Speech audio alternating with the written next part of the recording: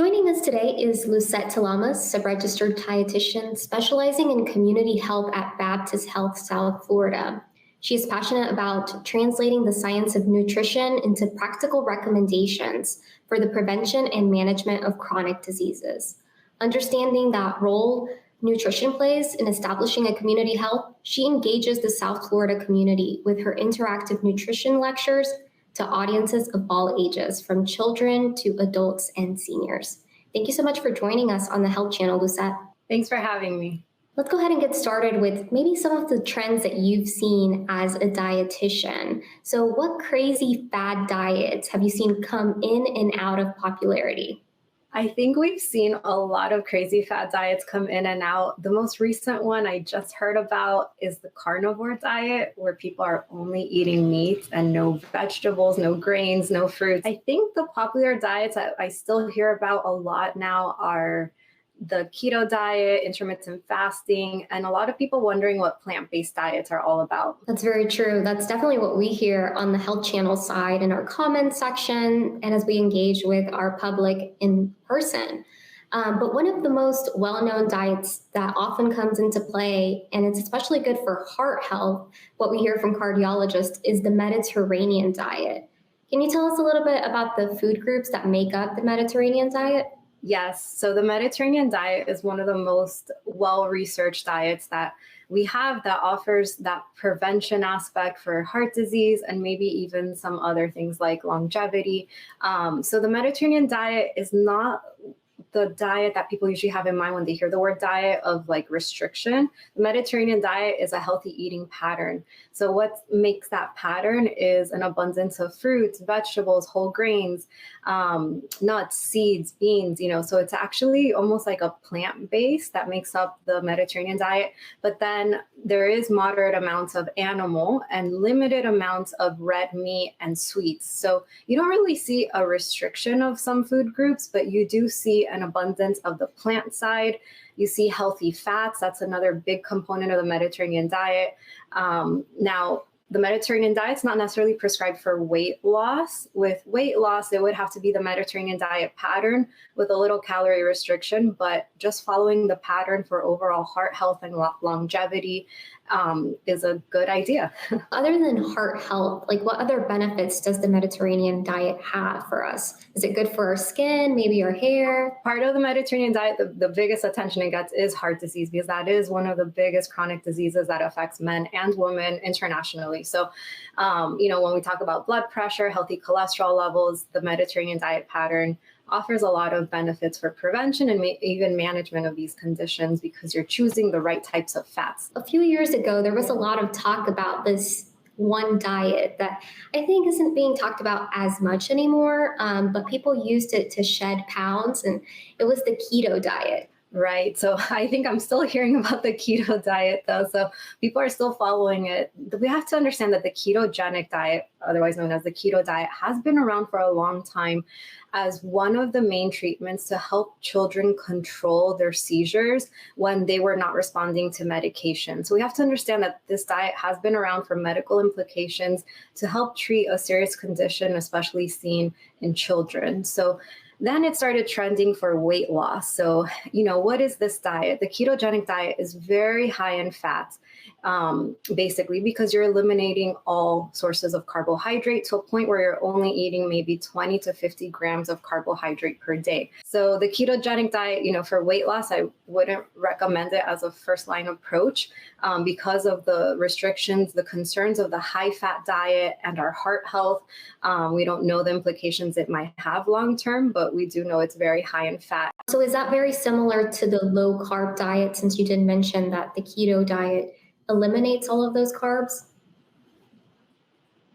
Yes, so ketogenic diet can be seen as a form of a low carb diet, but someone might also be on a lower carb diet that is eating more carbohydrates per day. So it's a very vague definition if someone just says they're following a low carb diet. Now, as far as a healthy eating pattern, there's several associations and research that shows, especially the Institute of Medicine that gives us our macronutrient distribution list. They recommend 45 to 65% of your daily calories to come from carbohydrate. We have to remember that carbs fuel our body. Carbs fuel our brain cells.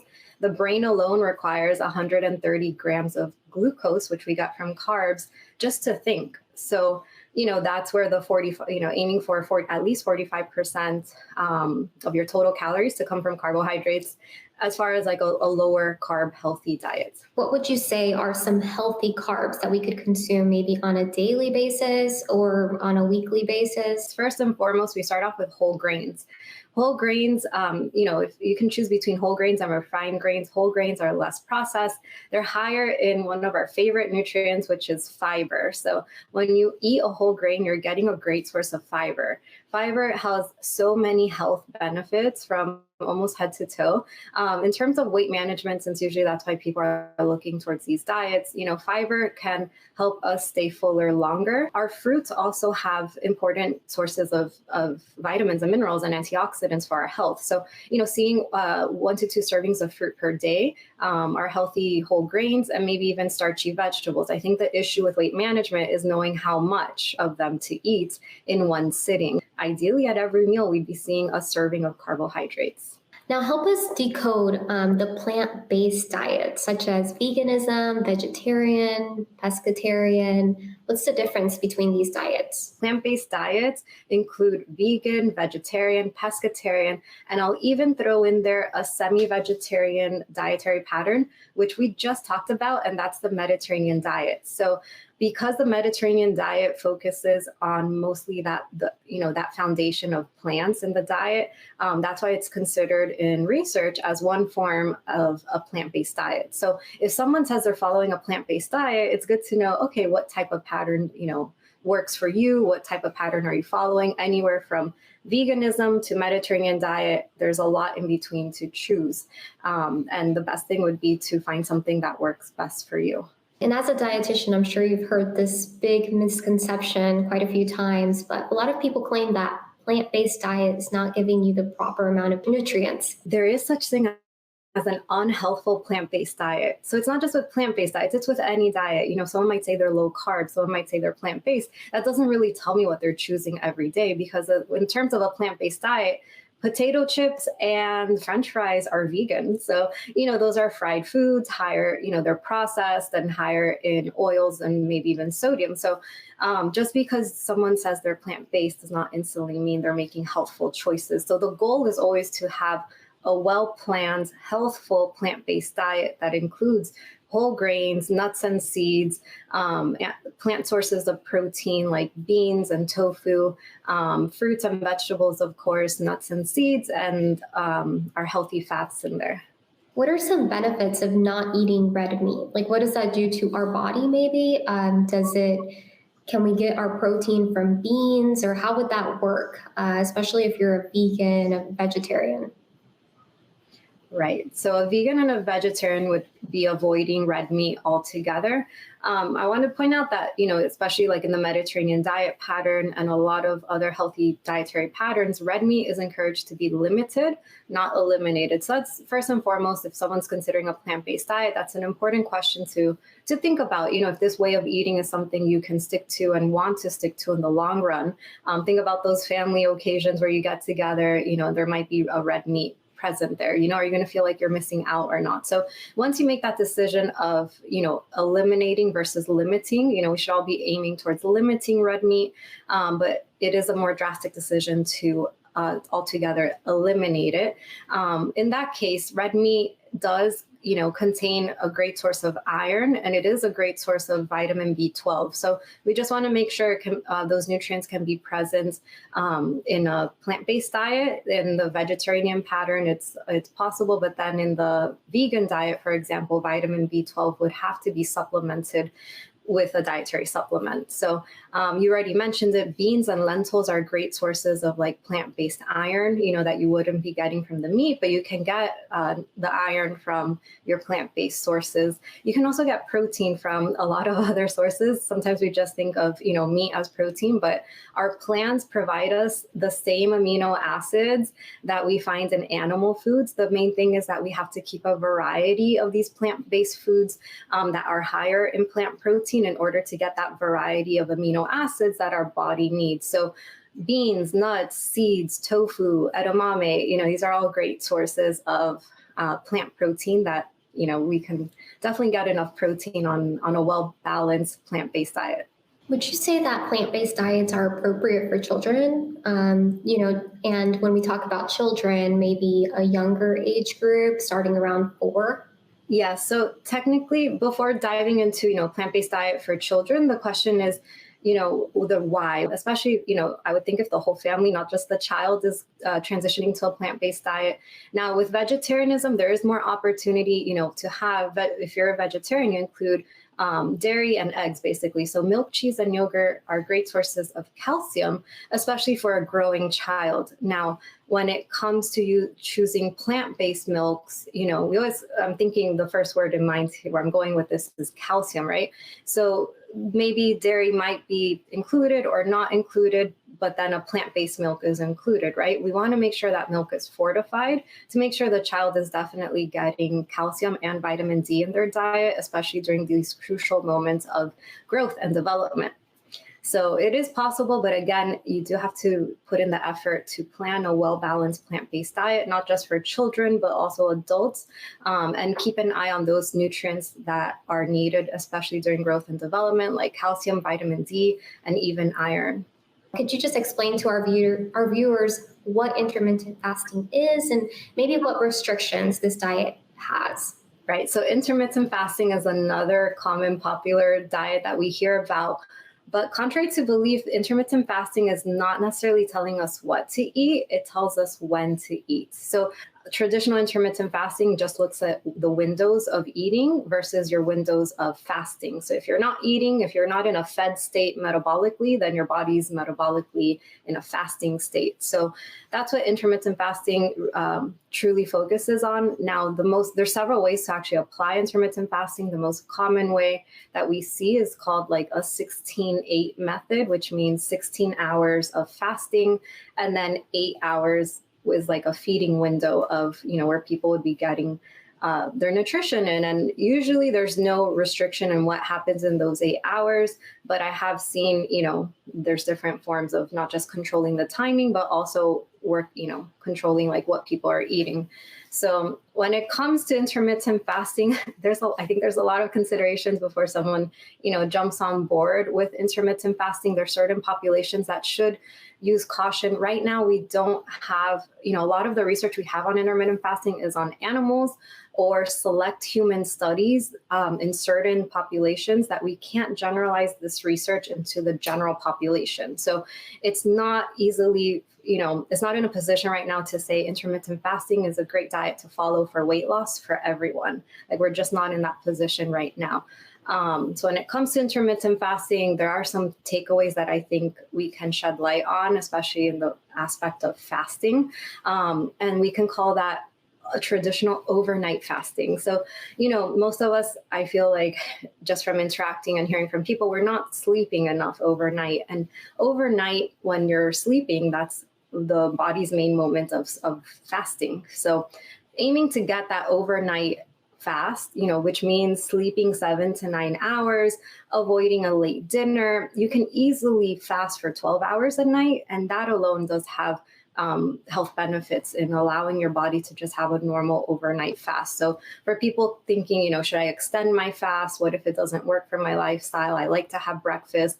It's okay. You don't have to follow intermittent fasting. Just aim to have that healthy overnight fasting, which includes avoiding late night snacking, and you can still have a nice balanced breakfast to start off your day. And who should be cautious of this diet? Like, especially if you have certain health conditions, I'm sure you can't be on a diet like this, right? Yes. So people that take medications, a lot of medications are planned around meals. And with intermittent fasting, usually the morning meal is skipped. Usually people end up just having some form of lunch and dinner, maybe a snack in between. So people that take medications, people that have diabetes, especially those on insulin, should not be considering, fasting for this long. pregnant women that are breastfeeding, and then anyone with a history of an eating disorder or someone that's at risk for an eating disorder, just because this adds a lot of restrictions to when to eat and when not to eat. And when we're trying to improve our relationship with food, we're actually trying to tune into our bodies and feed our bodies when they're hungry. And something like intermittent fasting can add, more rigid rules to that. So those are certain populations that we know of right now that should avoid intermittent fasting. Let's start off with what are maybe some initial steps that someone can take if they want to start one of these diets? Right. So when it comes to diets, usually the first thing that comes to mind is let's define what a diet is, because technically a diet is the fact is what we eat every day. It's a simple definition. We all have a diet. But the way we usually use the word diet is in the restrictive form of dieting. So I actually don't recommend anyone to start a diet that has a start date and an end date, because then it means we're going into this dieting mentality. It feeds into a dieting cycle of being on a diet, off a diet. And what we're learning now is not just, what this can do to your weight management, the weight loss and then maybe regaining the weight, but also the psychology behind this. It can be very frustrating. It can be very time consuming and even stressful. There's a psychological impact from following these diets. So as soon as someone feels like they're going to start something, if it has a start date and an end date, it's not a good idea. What we want to aim for is a lifestyle change that, has changed. It's something that works for you and your lifestyle.